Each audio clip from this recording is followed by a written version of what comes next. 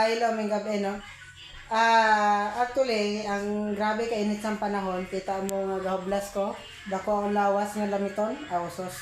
Basta kay kainit sa panahon mo, bra ko tawag ni supplemental ni aircon, supplemental. Ay. Oh, sige, sige. So, ipakita ko sa inyo kung paano brown na. Pero try lang po na kung mag-click. So, we have ice bucket. Ice bucket, oh. Kita mo na, ice bucket na. Alang-alang mo na ma-refrigerator na. Ice bucket, ice bucket. We have tubo. Hindi nyo pagsapakan sudlay kay para ni sa akong pagwapo. Para tubo. Tubo ha, hindi tubo. Ay karon ma, marites ka kayo ma. Okay? Okay, first thing to do is kurita naton ang tubo para mayara ta guide para buhuan ang ice bucket.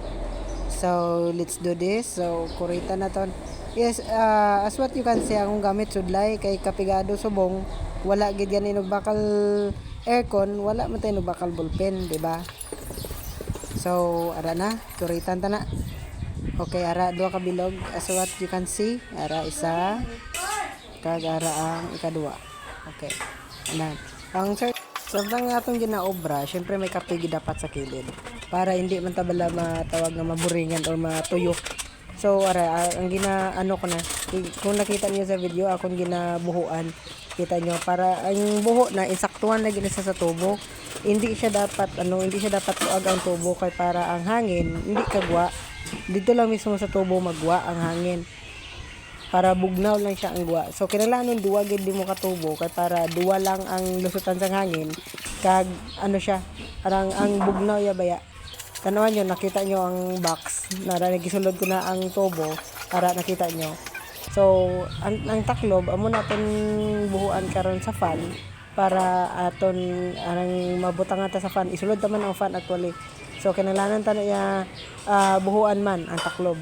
So, kita nyo, gintakos ko ang taklob. Samtang ginabutang nyo na ang taklob, hinahinayon nyo man ang styro, kaya basi mabali. So, samtang gatakos ka man pod, make it sure gid nga insaktuhan na gid ang kadako para hindi siya tawag ni nga luag, kag wala lusutan gid ang hangin. So, hinayon nyo lang pag butang, hinahinayon lang pag butang, para hindi siya tawag nga arang mabali ang ang taklob kay styrofoam lang nangadaan. So ako sa gibuhinan kay medyo dako siya. So ara gaya kita nyo insaktuhan na sa.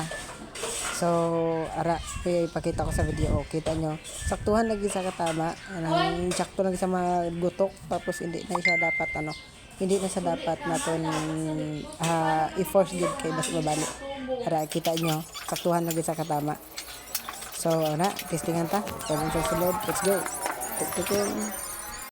In order nga mabugnaw ang sulod sa ice bucket, syempre butangan mo ice, ikita nyo mga ice cubes.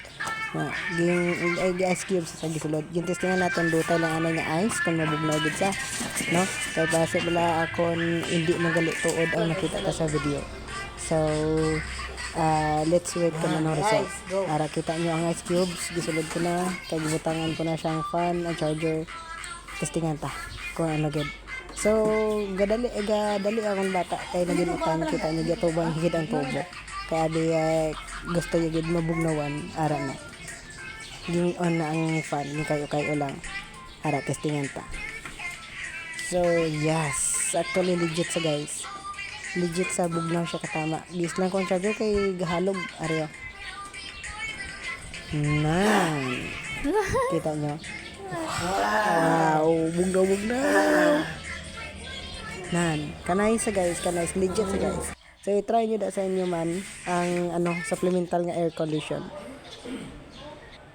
Almost 3 hours din sa naglast long ang dutay-dutay lang ice. Goods guys, goods, legit.